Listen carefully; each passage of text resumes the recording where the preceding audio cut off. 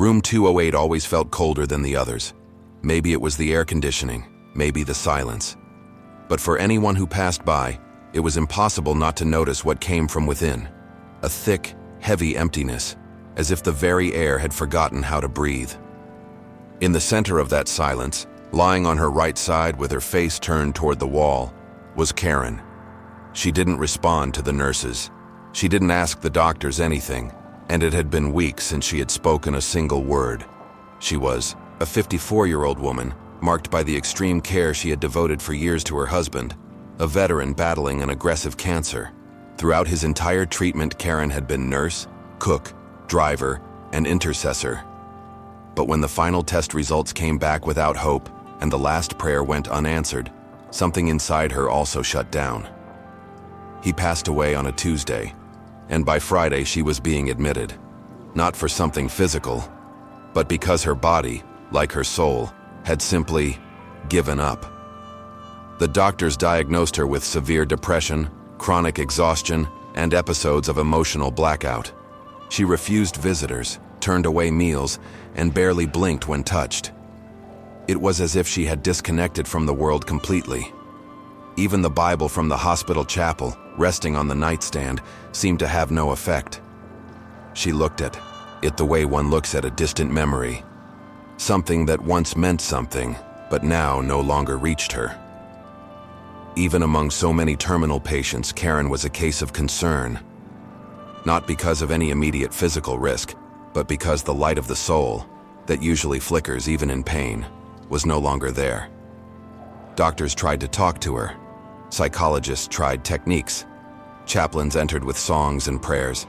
But nothing could pierce the silence of a woman who had chosen to stop. And so, before we continue this story, I want to offer you a sacred invitation. Write your name in the comments, or the name of someone you carry in your heart. Someone you feel has no more strength left. It might be someone lying in a hospital bed, or someone trapped in a dark room inside themselves. Share that story with us. Let's turn the comments of this video into a living chain of prayer. Let every name become a cry for help, and every act of faith become an invisible thread connecting hearts to hope. And if this story touches your heart, leave a like, not just as support, but as a silent sign that you still believe God can do the impossible. Because sometimes, a story like this can be the last hand reaching out to someone. Karen, however, remained still. Time inside that room was different. She no longer counted the days. She didn't hear the sound of mornings. But there was something in that room that none of the doctors or nurses noticed. Something too subtle to call attention, yet strong enough to resist time. An envelope, with no name, no sender, rested on the top shelf of the bedside cabinet. Someone had left it there, and no one knew who.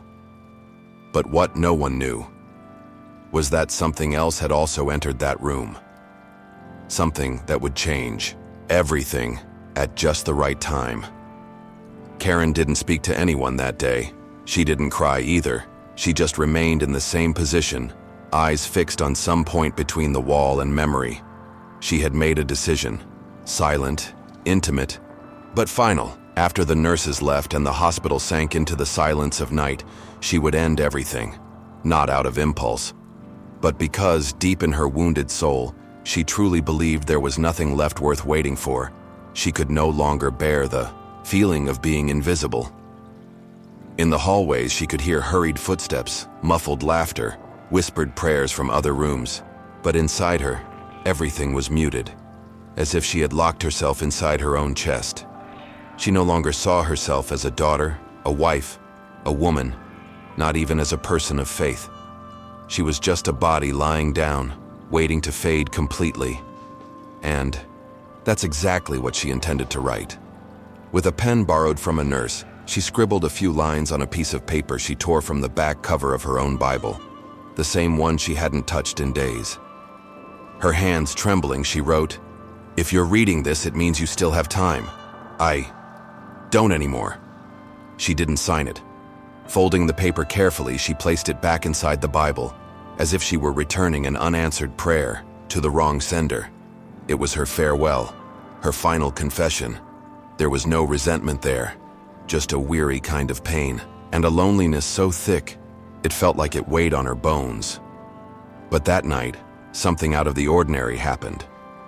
Nurse Michelle, a woman with a gentle voice and steady faith who rarely worked night shifts, was called in to cover for a colleague. Michelle always stayed longer with patients than necessary, not out of duty, but out of calling. And when she quietly entered room 208, she noticed Karen was more still than usual. For a moment, she thought Karen had passed. She moved in slowly, touched her wrist lightly. It was weak, but still there. That's when she noticed something out of place. On the nightstand, next to the closed Bible, there was a beige envelope. Old, nameless, with no markings, no sender. Michelle was almost certain that envelope hadn't been there the day before. She thought it might be a note from the family. She picked it up, opened it gently, and immediately realized this was no ordinary piece of paper. Inside the envelope was a handwritten letter. The handwriting was soft, elegant, with the tremor of someone elderly. And at the bottom of the page, a sentence was written in larger, bolder letters. "This psalm saved me when I was at the bottom of the pit. Maybe it will save you too." Michelle looked at Karen. The patient was still motionless, but for some reason she couldn't explain. She felt that envelope wasn't meant for her. It was as if it had been left there, to be read by someone who truly needed it. And in that moment, that someone was Karen. So without saying a word, she carefully placed the letter inside the Bible, right where it seemed something had been marked. Then she left the room. In the silence that followed, Karen opened her eyes. She looked up at the ceiling, then to the side. Her fingers moved slowly, hesitantly, until they found the envelope. Something in her paused, but she picked it up, opened it, and began to read. It was a strange letter, not a message of hollow optimism, not a traditional sermon. It was a confession. Someone speaking about endless nights, invisible pain, thoughts of giving up, and the exact moment something supernatural happened. Karen didn't know the person's name, but with her heart pounding, she felt as if every word had been written just for her. Karen read, and something in her cracked. But it wasn't faith, not yet.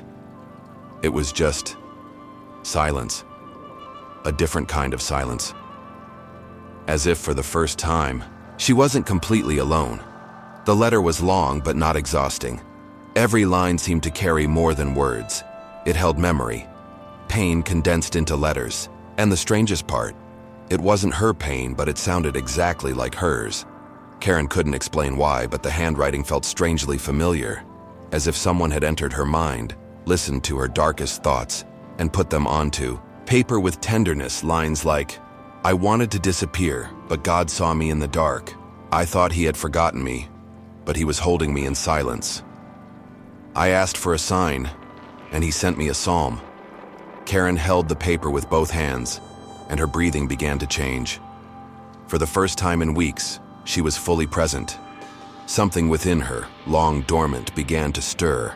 It wasn't faith, not yet, but it was recognition. It felt like finding a mirror, not in front of her face, but in front of her soul. The letter unfolded almost prophetically. The writer spoke of loss, and explicitly mentioned the death of a husband after years battling cancer. How she became paralyzed for months, feeling as if she had died too. How friends drifted away. How the world didn't stop to mourn. And how she too had thought of ending everything, until something interrupted that plan. A sheet of paper, just like this one, with a psalm. The letter went on. When I read those words, it was like God whispered into me again. Not with anger, not with demands, but with care. He knew I was too weak, so he came close, like someone who knows that a wounded soul needs quiet more than noise. Karen had to pause. She pressed the letter to her chest. She cried. Then she kept reading. In the final paragraphs, the letter still didn't reveal which psalm it was. It simply said, You will find the psalm underlined on the last page of the Bible beside you. Don't rush to look. Before you open it, breathe. Understand that what you're about to find is not a verse. It's a rope, a hand reaching out. It's God Himself saying, "It's not over yet." She trembled. That Bible, which for so many days had been just an untouched object, now felt charged with sacred weight, as if it was hiding something that had been waiting for her, and only for her. Karen slowly ran her fingers over the cover. She hesitated, took a deep breath, and for the first time in what felt like forever, she prayed. No formal words, no rehearsed phrases, just a whisper. "If there's still something, show me." She opened it slowly. The pages were worn, some marked, others still held the faint smell of old wood. And then, she reached the end, the last page. One of the folds felt firmer, like it had been touched many times. And there, underlined in faded blue ink, was a highlighted passage. Karen didn't read it yet. She just stared. She felt she needed more time, more breath. It seemed too big to discover so quickly. That night, she fell asleep with the Bible open, in her lap and the envelope resting on the pillow beside her. While she slept, a nurse entered, completed the routine procedures, and left quietly, without noticing anything different. But Karen was no longer the same. The next morning, when she woke up, Karen spent long minutes just staring at the underlined passage. It wasn't just any psalm. It was a psalm that seemed to know her falls, her mud, her silence. But she still hadn't read it out loud. Not yet. Because something inside her whispered that once she did, something would change forever. And it was there, hands trembling, heart about to open, that she decided, tomorrow, she would read it aloud. Because maybe, just maybe, that psalm wasn't only in the Bible. Maybe it was already inside her. Karen woke before the morning sounds began. The sky outside was still dark, but inside room 208, a light was shining that didn't come from the ceiling. It was the light of someone who, for the first time in a long time, had a decision to make. And that decision was resting in her hands, in the form of an old Bible, open on her lap with a passage underlined in blue. She knew the moment had come. She took a deep breath, ran her fingertips across the text as if touching something sacred. Then she read in a soft but steady voice. I waited patiently for the Lord. He inclined to me and heard my cry. He lifted me out of the slimy pit, out of the mud and mire. He set my feet on a rock and gave me a firm place to stand. He put a new song in my mouth. It was Psalm 40. Karen couldn't finish without crying. Each line felt like it had been written by someone who had felt exactly what she felt. The slow sinking, the desperation of not being heard, and the miraculous surprise of someone divine, leaning down to respond. She read it again, then again, and again, until the words stopped being just words. They became soil, root, anchor. During the shift change, Nurse Michelle walked in with the chart. She paused when she saw Karen sitting up, eyes red but alert, alive. Are you okay, Karen? Karen simply pointed at the Bible, directing her finger toward the underlined passage. Michelle recognized it instantly. Psalm 40, one of the most powerful ones. Do you know what it means? Karen shook her head, still silent. It means that even when we no longer have a voice, God hears our cry. And He doesn't just hear. He leans down. He comes into the pit. That afternoon, something shifted. It wasn't a sudden healing. It wasn't a dramatic miracle. It was the beginning of a new breath. Karen accepted water, then a light soup. And by the end of the day, she asked to see the chaplain. She said she didn't want advice. She just wanted someone to read out loud the same psalm she'd been reading. She wanted to hear it, from the outside in. That night, when she was alone, Karen wrote a new letter. She didn't yet know what she would do with it, but she knew that if someone had left that psalm for her, it was now her turn to do the same. And this is where I need to invite you to be part of this story. If you know someone who's deep inside a pit of pain, emotional, physical, or spiritual, write their name right now in the comments. Or write your own name, not just as a request, but as an act of faith. Let's turn this page into a living prayer chain where every name represents a cry and every written word becomes a thread that ties heaven and earth together. And if you feel like this video is touching someone beyond you, leave a like as a silent act of hope. This is how we spread the light. This is how someone in some dark room might be reached by the same invisible hand that reached Karen. In the days that followed, Karen drew closer and closer to something that once seemed impossible, a new beginning. She spoke little, but with presence. She no longer ignored the sounds of the hospital, nor did she avoid the staff's gaze. And every time she read the psalm, now memorized, it felt like a new step was being formed under her feet. She was beginning to rise from the bottom. During one of those readings, she remembered something from the letter. This psalm saved me when I was at the bottom of the pit. And for the first time, she didn't just understand it. She felt it, because that psalm wasn't just an ancient poem. It was a map, a bridge, a proof that God still speaks, and that sometimes the loudest cries come from broken hearts that don't make a sound at all. But what surprised Karen the most was still to come. Because sometimes heaven responds through someone who doesn't even know they're being used. Karen was now able to walk through the hospital hallways. Her steps were short, still fragile but determined.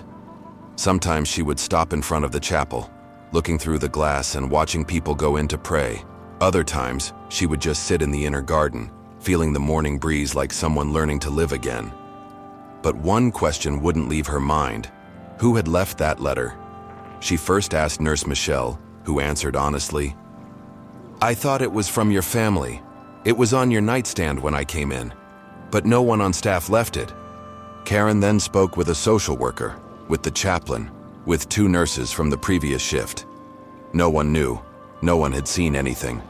The envelope had simply appeared. Then a cleaning lady, named Margaret, who had worked there for over 20 years, mentioned something curious. She said she had seen similar envelopes in other rooms years ago, always left inside Bibles, always unsigned. She assumed it was part of some spiritual initiative at the hospital. Karen was intrigued. Determined to investigate further, she went to the reception area of the hospital's older wing, and with the help of the social worker, requested access to past patient records. That's when she found a name that sparked something in her heart. Judith Harper, admitted there with heart failure between 2013 and 2014. Judith was a retired teacher. She never had children, but according to the records, she read the Bible daily and had left several letters with verses in different areas of the hospital. One chaplain even wrote down, "Judith believes she can plant seeds even when she doesn't know where they'll grow." Karen remained silent for several minutes. The nurse beside her asked if she was okay. She simply replied, "Now I understand. Judith had passed away years ago. She couldn't have left the letter now, but maybe she had left it before, long before, and maybe someone else had found it, read it, been healed, and then left it again, as if it were a secret chain, a line of invisible miracles, where the only rule was, if this psalm saves you, pass it on." That night, Karen didn't cry. She smiled, for the first time, lightly, and she began to write her own letter. She didn't copy the one she had received. She wrote a new one, with her story, with the psalm, with a testimony, with simple and sincere words. And at the end, she wrote carefully, "If you found this, maybe you're at the bottom of the pit too. But there's a rope here, and it has held many hands before yours. God still leans down to hear those who cry out." Folded, signed only with the word "healed," the letter was left in the same place where hers had been found, between the last pages of the Bible in room 208. Thus, next day, Karen was discharged. She left the hospital with a small bag, a Bible in her hands, and a different look. Not the look of someone who had been instantly healed, but of someone who had been touched, lifted, restored by something unseen, unmeasurable, unnamed. But that changes everything. She left the hospital without flowers, without souvenirs, only with the certainty she had not been forgotten. And now someone else wouldn't be either, because when a promise is passed from hand to hand, it never dies. A few days after her discharge, Karen returned to the hospital, not as a patient, but as a visitor. She sat on the bench in the chapel where so many times she had remained in complete silence. There, looking at the simple altar, she said something she had never spoken out loud before. "I never asked for help, but even so, the Lord answered me." In that moment she understood. There are prayers that never reach the lips, but rise from the heart like a hidden sigh. God hears even what we cannot say, even what pain silences, and sometimes He responds, with gestures so small that only desperation can notice them. The letter she found, now she knew, was a response to a prayer she had never spoken aloud. Maybe it was only felt in the suffocated sighs between tears. Maybe it rose to heaven only when she wrote her farewell letter. But God heard. He leaned down and answered with another letter. And if that happened to her, it might be happening to someone right now. Because while many shout for signs in loud voices, God usually acts in the quiet. He writes answers in small letters, whispers hope in the middle of the night, uses pain as paper and faith as ink. And He places it all inside an envelope called God's timing. Karen left another letter. Yes, but she also left behind a prayer written with tears, with faith, and with silence. And now, every person who finds that letter receives not just a psalm. They receive the memory of a woman who was heard when she no longer had the strength to speak. And that's why I ask you now, if you've been silent for a long time, if no one knows what you truly feel, write just one sentence in the comments. God, hear me even when I don't speak. Let's fill this space with invisible prayers, with unspoken requests, with pain we may not even have been able to name yet. Because God hears what the world ignores, and He responds, sometimes with a letter, sometimes with a video, sometimes with you. Karen's letter, folded carefully and signed only with the word healed, sat there for weeks. Many patients passed through room 208. Some never touched the Bible. Others flipped through it but didn't notice the envelope. Until, on a cloudy November afternoon, a young woman named Elise, hospitalized for depression after losing her brother in an accident, was transferred to that room. On the first night, unable to sleep, she decided to open the drawer. She was looking for a charger, or maybe an instruction sheet. Instead, she found an old Bible with something inside. It was the same envelope. Elise read the letters slowly. Her hands were shaking. By the time she finished, her eyes were red.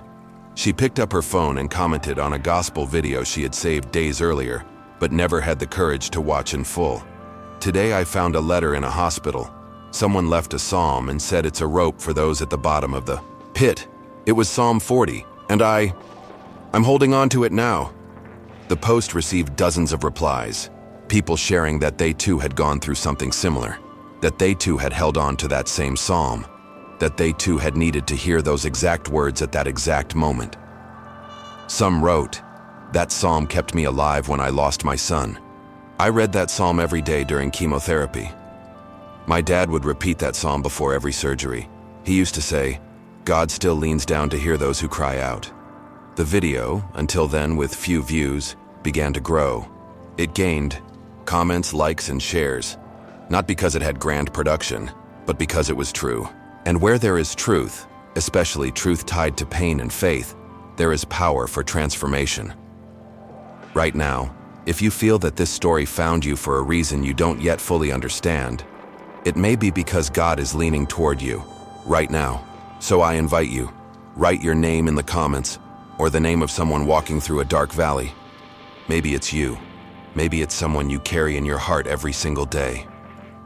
Let's form together a chain that's invisible, but alive, made of names, of faith, of psalms that are still saving lives. Let every comment be like a letter. Let every action here be like a hand reaching out from the bottom of the pit. And if this story touched your soul, leave a like. Not just as a click, but as someone saying, I still believe that God hears. In the hospital chapel, there's now a shelf filled with Bibles left behind by patients over the years. Most are marked, and in at least 3 of them, the final pages hold old envelopes. Always with the same sentence highlighted. This psalm saved me when I was at the bottom of the pit. Maybe it will save you too. Some contain dated letters, others don't have a date at all, but all of them carry the same strength, the same intention, the same promise. In truth, no one knows who wrote the first one, but maybe that doesn't even matter, because there are things that don't need authorship to carry eternity. There are gestures so simple, they become sacred. There are words that, once planted, bloom for generations, even when no one sees. And there are psalms that keep being left behind, and they keep saving. At the end of the story, a new patient is admitted to the hospital. During the night, exhausted and in pain, she opens the Bible on the nightstand. An envelope falls out. She picks it up, hesitant, reads the first line, and then, slowly, smiles. The chain continues. The promise remains.